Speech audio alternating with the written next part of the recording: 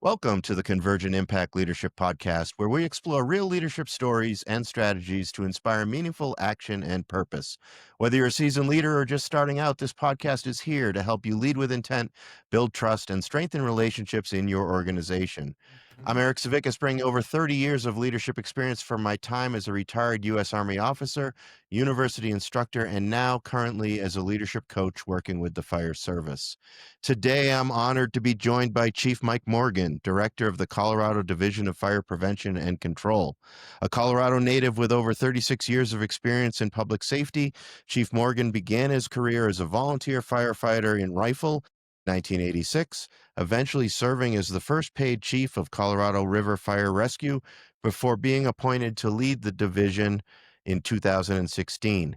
His leadership spans state and national levels, where he serves on boards and commissions focused on fire prevention, wildfire mitigation, firefighter safety, and collaborative policy development.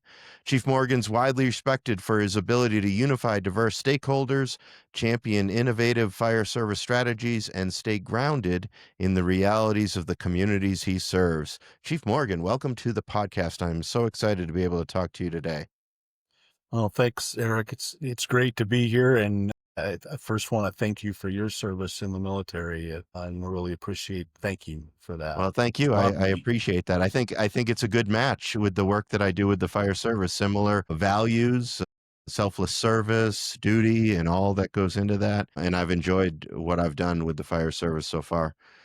So talk to me a bit, Chief, about how you got to where you are now. I know in the bio we mentioned starting as a volunteer in Rifle, Colorado. As I ask most of my guests, if they could kind of talk about their story and their journey, we would love to hear it. Sure. Thanks, Eric. I think it's the sound bites, right, that create the person. You can see bio. I started as a volunteer in 1986. I got hired as the first full-time employee in October of 1991. With 1997, I ended up getting promoted to be the first paid fire chief for Rifle Fire. And I mean, maybe kind of a side story with that. I don't think I was ready to be a fire chief. I was the only employee, a staff of one, and the organization had grown enough that they said, we need more than a fire marshal position. We actually need more of a district manager / fire chief position. And so we're going to go that path, but we're still only going to have one paid employee. And I said, well, I kind of like what I do. I like my job, and, would you give me a shot at it? And they did. And so I got appointed as an interim fire chief in 91 or 97, the consolidation, of Burning Mountains and Rifle and the Colorado River Fire Rescue in 2012. 2016, I took the job here, but there's probably some sound bites that I think are probably in there that are probably more important about who makes me and what makes me tick and what I'm passionate about. I think I would say that, a couple of stories, I guess, about shaping my career, my life in the fire service. As I said, I joined in 1986. About 3 months into the fire service, I responded to my first commercial structure fire. And I got assigned to go up on the roof, all volunteer fire department. We got up on the roof, and I was told to do some vertical ventilation. I had to have somebody with me because I really wasn't trained to be doing that, or at the time I thought I was fine. But after a few swings of the axe, I realized that the roof was shifting, and all of a sudden I was standing in about ankle deep water. And that was my first aha moment of, wow, training and education, really understanding what you're doing and why and what the risks are critical. And, myself and another person decided maybe we should go get some more training. And so we started a Firefighter 1 program for firefighter certification and training at the local level. Fast forward a couple of things from there. I got hired, as I mentioned, in 1991. Well, all of a sudden, I had never dreamed of being a firefighter when I was a kid. When I got into the fire service, it became a dream. And then when I got hired, all of a sudden, I will say it went from being a dream. It's still a dream. Still saying it's a dream today. But the fact of the matter is that it becomes a reality. And then all of a sudden, you have to, I would say, you have to perform, right? You have to walk the walk and talk the talk. And what does that mean? Next aha moment, probably shaping my life and my career. was July 6, 1994, South Canyon Fire, just outside of Glenwood Springs. And at the time, I was still the only paid employee in Rifle. I'd been out on a medical call with the ambulance, and we got dispatched to the report of 40 firefighters missing. Having to, sit at the bottom of the hill and experience, the smoke clearing and seeing the shelters and knowing some of the people that were involved, and knowing them as friends, as mentors, as, training with them, working with them, the emotional toll, that takes on everybody, not just me individually, but as an organization, as an industry, impacts of that were just huge. I think, going from there, another really interesting, quick story, I think, shaping me probably a lot about how I feel about things. And maybe this is the part of people wonder why I'm passionate about what we do at DFPC. Maybe this is the story that's it, right? Is that it was around 2006, 2007. We were out on a fire. I believe it was called the 301 fire was the name of it, I think. On County Road 301, just west and south of Rifle. And it was not a huge fire, but it was big enough. We had about 100 folks out there, some aviation. We were bringing people in from all over. And long story short, that was back in the day. There was always this battle of, who's responsible for this. And that particular fire sticks in my memory because at the time, the Colorado State Forest Service was there. We had the county sheriff there, and we had the federal partners there. And as we started having this conversation about a fire that was starting to get pretty expensive, there was this conversation that, first of all, the state saying it's not going to go state responsibility. So the state's not going to pay for any of this. You're on your own. The sheriff at the time saying, well, it's all in a fire protection district and they pay property taxes. So we're not taking responsibility of it. And then our federal partners saying, because of all the resources are here, we need to bring in a carded type 3 team to manage this incident. And here I am as a local fire chief scratching my head going, there is no way I can pay for all of this. And don't we all still work for the same taxpayer? Isn't it all the same taxpayer? And that was my aha moment, and got into what I will call a fairly spirited conversation in the command post, out of the public eye and out of the firefighter's eye, take those hard conversations behind closed doors. And, I basically said, look, if you're going to leave me on my own, I can't afford to pay you. You can go home and we'll just have to have a conversation about how the taxpayers are not being supported by the fire agencies that they pay to do it. And as I walked away from that particular event, the first thing I did was call my boss because I was afraid I was going to get fired. I thought, human nature, you have two choices, right? We're all pretty good at sitting back and complaining about things, but are we really all ready to step up and try to make the difference so we can stop complaining about things? And I think that was my moment in time where I was like, I can complain, sit in the back of the room, complain, or I can get more engaged and try to do something about it. And so I did. I got involved in state chiefs, as a regional representative. I worked my way up through the offices and was served 2 terms as president. I'm really trying to champion the change of elevating the fire service and bringing mission focus to who we are and what we do. So I think, as far as how that shifted to here is that, I think that the organization loved me in 2016 and I loved them. And yet I also knew in my heart that after 30 years of being there, it was time to let somebody else take the reins. And I think I also felt like I had more to offer to make it better across Colorado with the relationships and that have been established and the collaboration of the work that had happened. And so I said, you know what, I need to do something more. And so I applied for this job and really started trying to apply what I'd learned through my career as a volunteer, as a fire chief, that challenges of almost falling through a roof for coordination of resources and being more focused on who's paying for it than accomplishing the mission, and trying to bring that kind of to the table. And if you kind of look at the thread and the theme of who we are today as the division, and for those that were up in Keystone, I talked a little bit about this in our opening thing, that the traditional way that the state has looked at the fire problem is, for decades, it was, Once the fire got big, it went over the ridge, it went through the community.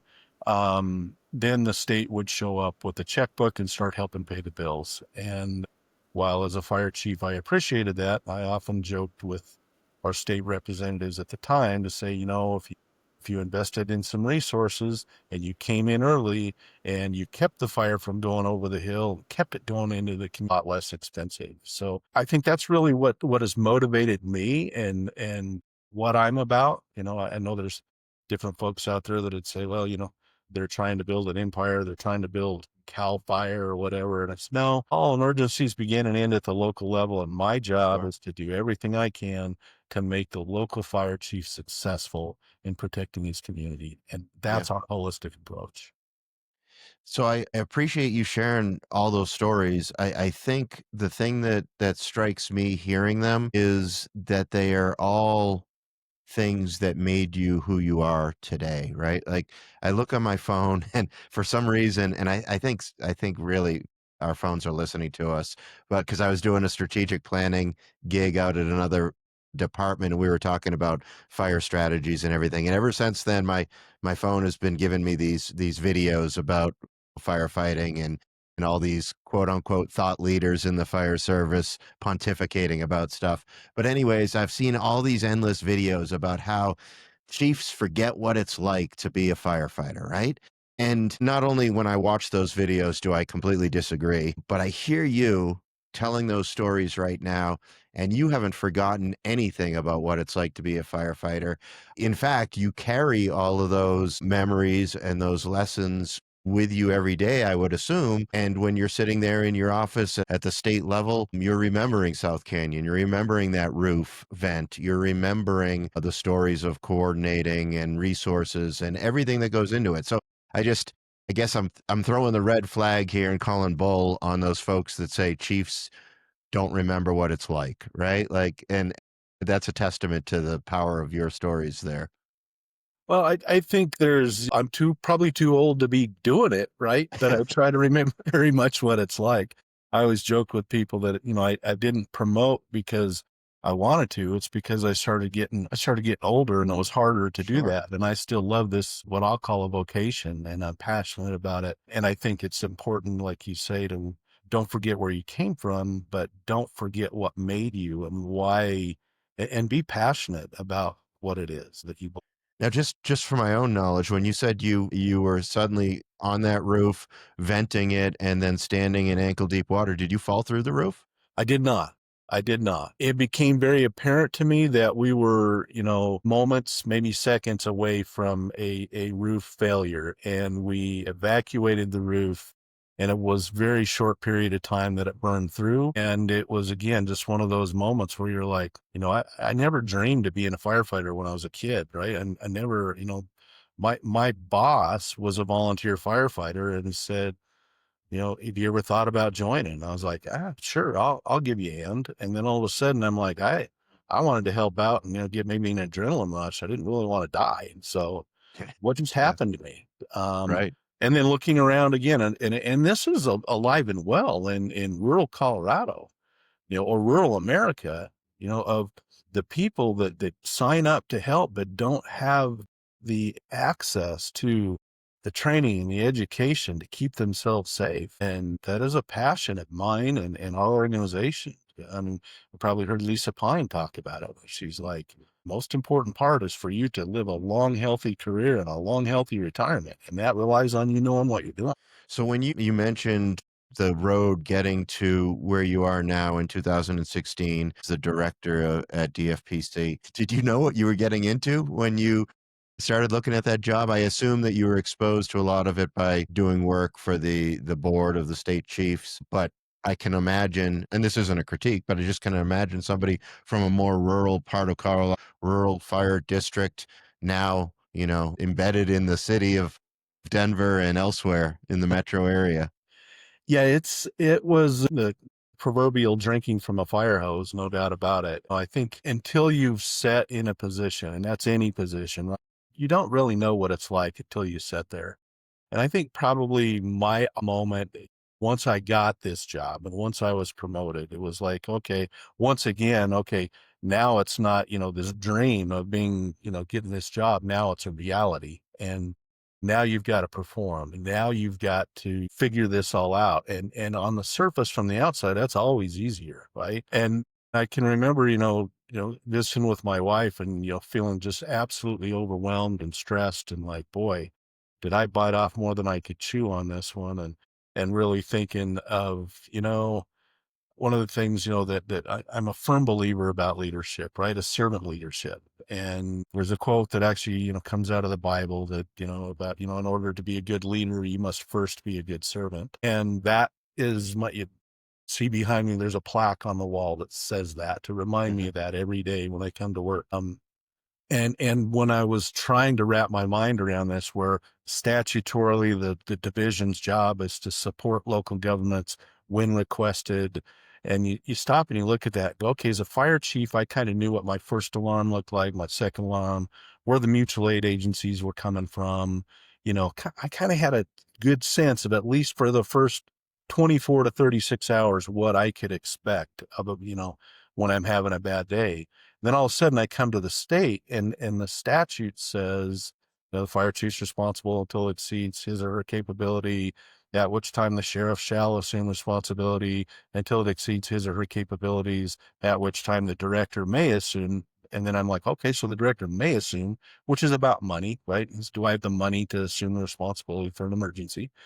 And then you go, but there's 375 different fire agencies, 64 different counties, and my support and assistance to them means something different to each and every one of those people. And what is that? So I'm a big believer in probably, if we get talking into leadership things, I'm a huge fan of Stephen Covey. Mhm. I mean, I think the 7 habits to me are just like the begin with the end in mind. It's like, as when I took this organization over, it was like, we need to understand who we are, where we're going, and all start pulling in the same direction, and understanding that the end customer is the fire chief, the sheriff, the training officer, the fire marshal, and those people. That's who our customer is. And we can't assume we know what they need. Um, we have to ask them. We have to, and we have to really kind of maybe sometimes prod it out of them. What do you really need from us? And what does that look like? We started this strategic planning that turned into a 5-year plan to better support Colorado's fire service. That really started the boom and changing of resources. And we get into, that's what paved the way, if you will, to the enhanced state assistance and, advanced expanded aviation programs and all these different things. You go, let's stop that fire. And not far from where I guess my passion was. If you put the fire out before it turns into major conflagration, life is good, right? Mhm. It's cheaper, and that's better for all of us. And it's not about, control, it's about support. So, speaking of leadership, since we're talking about it, are you able to lead the division like the leader you are and the leader that you want to be? Or at that level, does it turn into just kind of managing all the pieces and parts?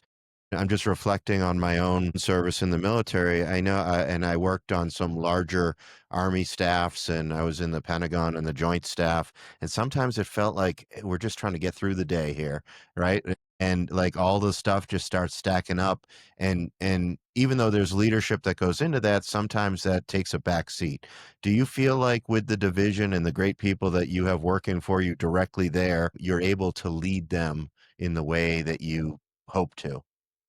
I think I try. I don't think I mean, the first, if you ever think you're good at it, it's time to retire, right?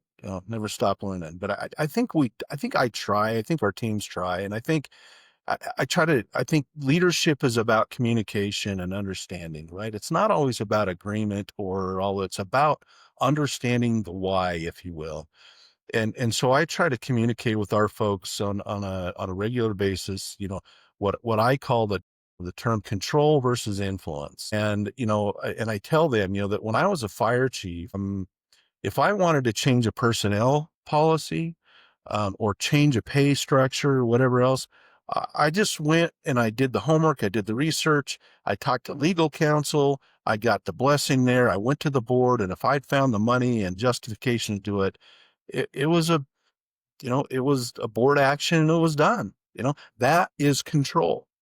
Now, I work for the state of Colorado now. There's 30 some thousand state employees in a Department of Personnel Administration with this, personnel rules. There's a personnel rule that I started working on in literally in would have been like fall of 2016 of a personnel rule change needed to appropriately address compensation of firefighters.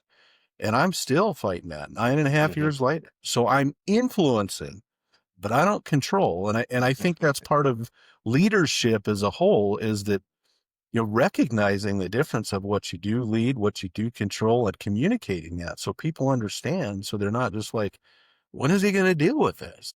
It's like, I'm Well, you trying.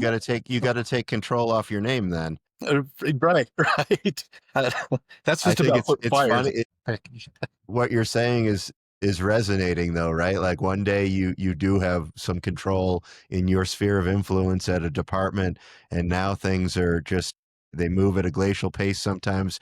I was often go to and sit in on CFTOA meetings with the great work that Lisa Pine and her team does, and then that e-board as well. But I think it's funny and interesting to me because, not being a fire guy, we've been talking since 2019 when I started attending those meetings. We've been talking about hazmat cert. We've been talking about the difference between Fire 1 and Fire 2 and combining them or not combining them. And as much as things change, those things remain the same, over years and years and years.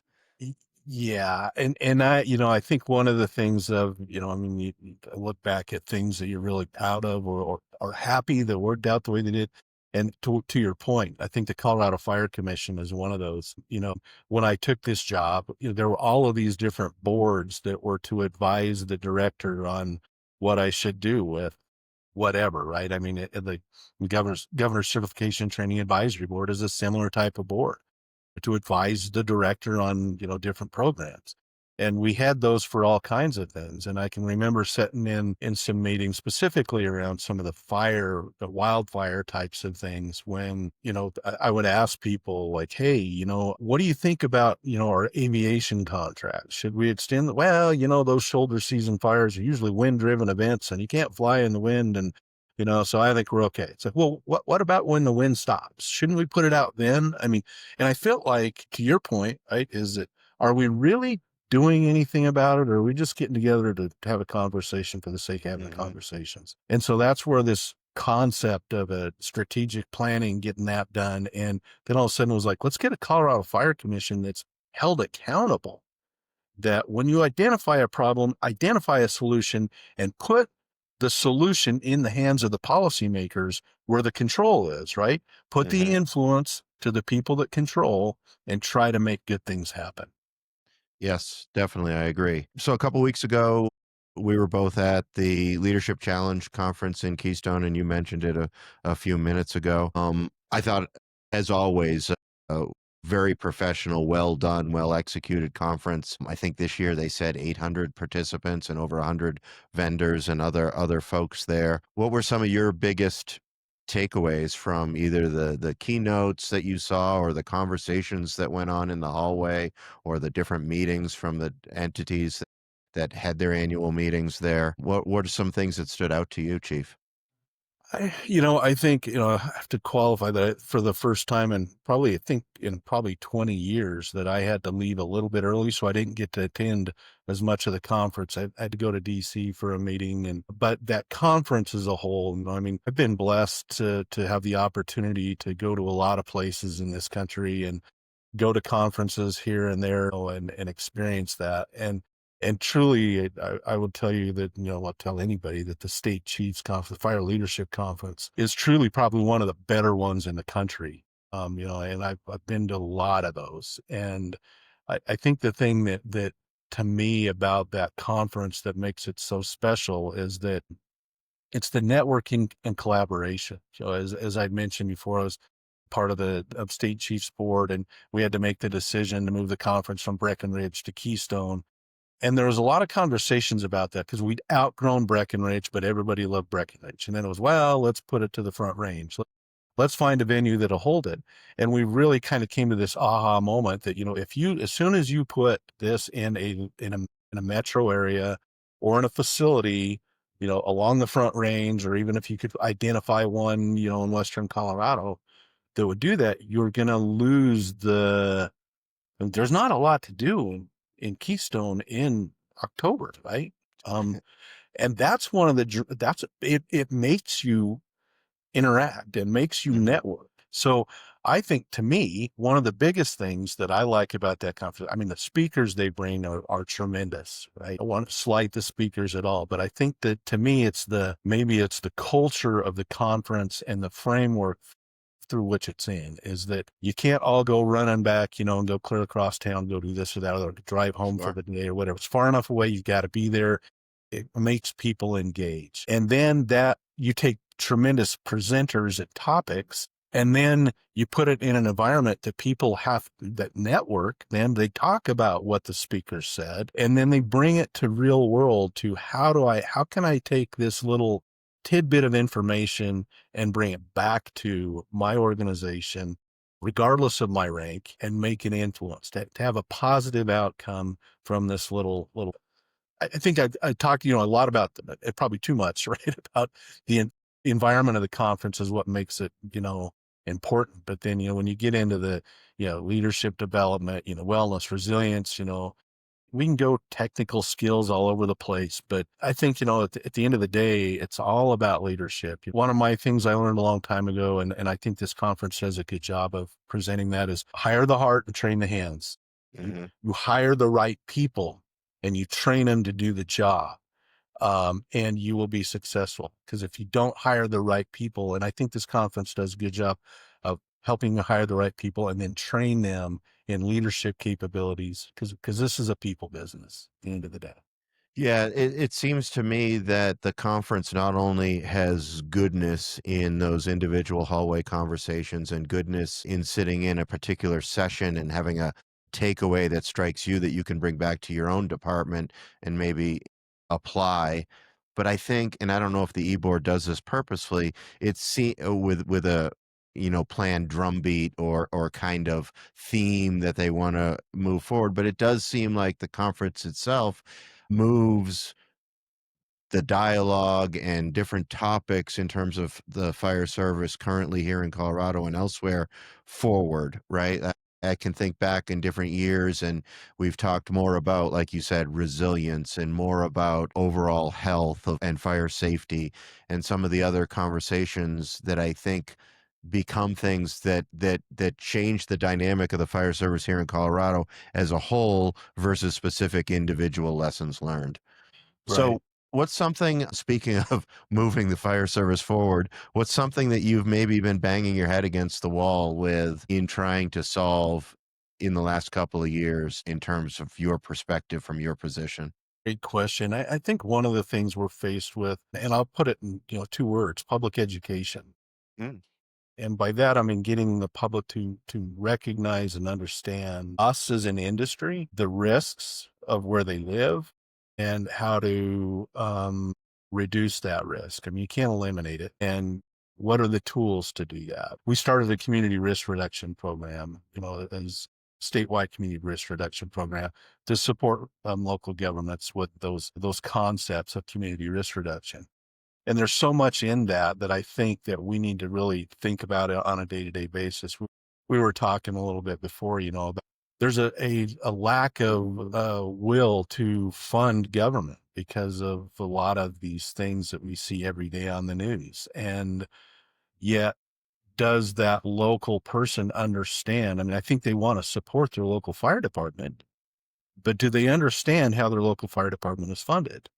And I think that, to me, is the bare essence of public education, of understanding the critical nature of the fire service, the job we do, and why it's important to have it there, the core functions of government. And then you can go broader. I think one of the things that was always something to me in my career growing up was, and still to this day, is, when I go to the Capitol, I hear, about the fire threat. Well, it's either mitigation or it's response. And it's like, Mm. well, a couple things here. It's not mitigation or response. We will never mitigate our way out of fires. We will always have fires. It's fundamentally impossible to do fuels treatments and stop fire. And then I look at the term mitigation that the state uses for fuels treatments. And I know mitigation by Merriam-Webster is lessening the likelihood or severity of an event when it occurs. We're always going to have fires, not just wildfire, all fires. So how do we mitigate that? And how do we take a holistic approach? So we talk about, training, we talk about prevention, we talked about, response and preparedness, technologies, a center of excellence that's engaging every day in technologies to make our job better. Um, and then how do we educate the public of what risk do you live in and how do you reduce the risk, and to me, that is, the closest thing that I would say to that piece of the puzzle we have to solve to get people to understand where we are as an industry and how do we accomplish that. And it's complex, but one bite at a time. That's the only way to eat an elephant. How are we doing here in Colorado with wildfire and wildfire prevention from a civilian perspective? I don't know if the last season was big, small, or how it compared, but I didn't hear of any big Marshall type fires or Cameron Peak type fires. How did we do and how are we looking right now? Well, I think we had a lot of fire on the western slope, right? And just because of the state and its makeup, right? There's and demographics of the state, or that fires on the western slope don't get as much media attention as the ones, and there was a lot about the Lee fire up in Meeker, and which the Lee fire turned out to be, I think it's the fourth or the fifth largest fire in Colorado's history. So it was significant over And there. that's up by your old area near Rifle, Mhm. Meeker's north of Yeah, Rifle? about 40 miles north of Rifle up there. So so I think we did, we had a challenging fire year. I think one of the things that about that particular question as a whole is, I think, is we're making tremendous progress and headway. And I think it's, again, that holistic approach. I mean, we've got community risk reduction programs. We have a wildfire resiliency code board for minimum codes and standards in, homes in the wildland urban interface. But not everything's a wildland urban interface. So this community risk reduction is about identifying the risk where you are and then being prepared for that, or reducing that risk in some way, shape, or form through the fire. And then we training, making sure that your firefighters and the responders are prepared, but also making sure your community is prepared. And then the response, right? We don't want the response, but we are going to have the response. Hmm. And we have bolstered and our response capability is much better than it has ever been. And then we circle that with technology, and, how do we use things like Kotak or FireGuard, or, panel cameras or any cameras and all this. And then how do we use intelligence centers and predictive services to get more informed decisions? And so I would say that we're doing really, really well. And I think if you look nationally, people would say Colorado's doing really, really well. But I would also caution everybody to say, don't ever put your feet up on your desk, Hmm. because as soon as you do that, somebody's going to get hurt. You're going to have a bad day. And we have a lot of work to do. And collaboratively, that's the only way we're going to get there. Well, and it must be kind of an uphill struggle, right? Like, obviously, as a community member, I want to feel like I'm doing the right things and be part of the solution. But I guess I do put my feet up on the desk as a community member, because when it's not top of mind and the fire's not burning, I'm thinking, okay, I can have a fire pit in my yard and I can do this or I can do that, or I don't need to cut back these trees or do the things that are necessary for whatever reason. So I was talking to Brad White up in Grand Fire, and he was saying sometimes those community members are really engaged, but they're really engaged after the fire, and we need them to get really engaged before the fire. So I assume it's an uphill battle, though. It for sure is. I think, and I'm guilty of it, certain things myself too, right? I mean, I'm passionate about the fire part of things, but I think we as a society, as a culture, often we're kind of, well, it's not going to happen to me, that just happens over there. And then you have an event like, the Marshall fire, where like, whoa, wait a minute. And then all of a sudden you get and we'll use Marshall fire, right? It's a fluke. It's like, well, is it a fluke? I just, on, what was it, Sunday, it was 80 degrees. Hmm. The only thing I mean, the fuel's all dry, it's fuel's all dead. We had the temperatures, and how often do we get Chinook winds coming over the Rockies? I mean, 20 or 30 times a year. So is it a fluke or is it a wake up call? And we need to be more vigilant about educating about the risks we live within. See, but that's a case in point right there. You're describing a day that is high risk in your mind, and I'm thinking, man, that was a good day to get that fencing project that I was working on, going, and like, so two totally different mindsets there, but I, Right. I get it. So besides, Chief, besides wildfire, which obviously a lot of great work and progress has gone into Yep. here in Colorado, what are some of your top kind of initiatives that and I don't know what the future holds for you, but what are some of the things that you're looking at in the future? Well, I think the work of the fire commission, I mean, I think there's a lot of things going on that are significant challenges. And rural Colorado's recruitment retention is a huge problem still. It's going the wrong way. It continues to go the wrong way. So I think that's something we can't ignore. We got to keep trying to get there's the public utilities, do better collaboration with the utility companies, whether that be, the energy companies, the water companies, because of this threat. We used to think that, a fire in the hills was a bad day for a fire chief in a community. And now it's economies and watersheds and natural resources. And so it's huge. And so how are we really looking at adapting to those?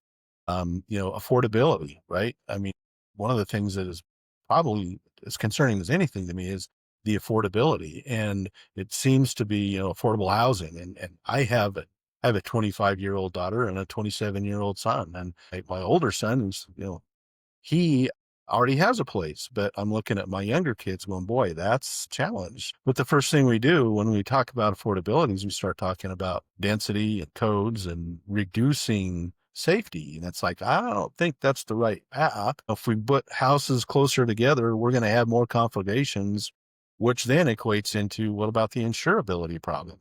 We don't have insurance. There's no such thing as affordable. So, I think those are big picture things that we're trying to work on, again, collaboratively. And, I think we as an industry, I mean, if you look at what's going on nationally with, nationally, the wildfire service and, the 1,200-pound gorilla in fire is local government, how are we supporting and bringing this all together? So I think we got a lot of work to do in front of Hmm. us.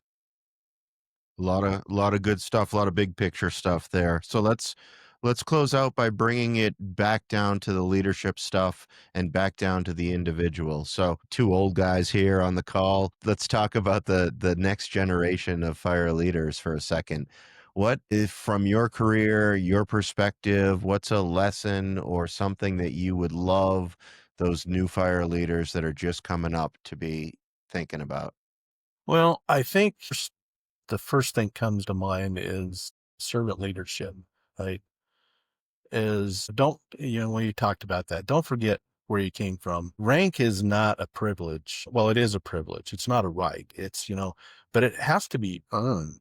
Mhm. I've heard leaders that say, well, you don't have to respect the person, but you have to respect the position. Well, you're in the military. You know that there was a lot of work done, around that, in Vietnam and others where, that Mhm. just doesn't work that way. You have to be present. You have to be a leader. You have to be passionate and compassionate and own your mistakes and recognize that even sometimes when it's not your personal mistake, you still own it.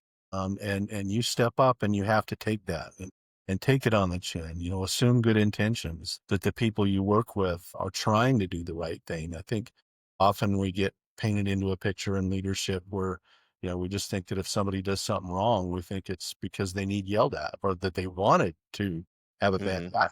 I don't know many people that come to work and, get out of bed in the morning and say, my mission in life today is make the chief mad. Well, that's Right. not what it's about. They want to be part of a team that's successful, that they understand where they fit and how their piece serves the greater good of the mission of what we're trying to do. And that takes time and energy and communication.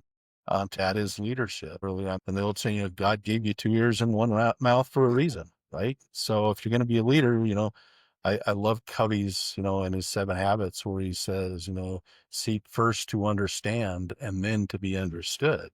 And I Mhm. think that's wise advice, to listen to what the people, the people you work for, right? The higher you get in an organization, the more people you work for, not the other way around, right? That's the weight of the bugles. Yep. And so listen to what they're saying, understand what they're saying, and then communicate in a way that you're understood with your mission, vision, values, and methods of how we want to accomplish the task. I think those are the big things for me. And the last one, I think, again, is another cubby one, is win-win, right? We so often look at conflict at work, or the mission, or the things we're in the agency we're trying to accomplish. Instead of finding ways where it's a win-win for everybody, it's always tends to be a win-lose. And I think those other traits of bringing it, how do we make this the best we can for everybody involved? And that means communications and face-to-face. So, Yeah, all amazing points there. I mean, ultimately, our people aren't an expendable resource that we could just treat like crap and then they go away, because eventually they'll run out. So we got to treat our people with value, and everything that you just said is or lends itself to being the leaders that understand these are our people, these are our family in the fire service. Let's make it so that they feel valued every day. I love it. Well, Chief, one other thing, if I could, please. Eric, I just one quick go back. I think as I Yeah. think about leadership, is that everybody you meet every day should be a mentor to you. I don't care how old they are, how young they are. Everybody should be a mentor, and you should learn from that person. Hmm. You will learn things, good and bad, right? You will learn things that, wow, I really can learn from this, that I should do this, or you can learn from it and say, I really don't want to be that person. But always take the opportunities to let people be your mentors, and listen. And that's that 18-year-old firefighter coming through the door. Listen to what they have to say, because your job is to lead them. And so if you don't listen, if you don't let them mentor you into your leadership styles, and then you're going to have a hard time being successful. Hmm. Yeah, that growth mindset is definitely critical, right? You can go into things thinking, I got this, this is easy, there's nothing I can learn from this new. Or you could say, everybody, just like to your point, everybody I encounter today might have something for me that I can pick up on. I think that's a great way to end today. Well, Chief, thank you so much for joining me and for your continued leadership across Colorado and beyond. Your commitment to collaborating and innovation and firefighter safety and all the things that you talked about here continues to make a deep impact. So keep fighting the good fight up there at the state level, and keep leading in the way that you lead, because it not only impacts the state, but it impacts those individual firefighters on the ground in all the departments here across Colorado. For our listeners, if you found this episode valuable, please share it with your team or anyone who might benefit from these leadership takeaways. Don't forget to subscribe to the Convergent Impact Leadership Podcast and leave a review on your favorite platform. And for more leadership resources and tools, visit convergentimpact.com. And until next time, lead well, take care of your people, and keep setting the example.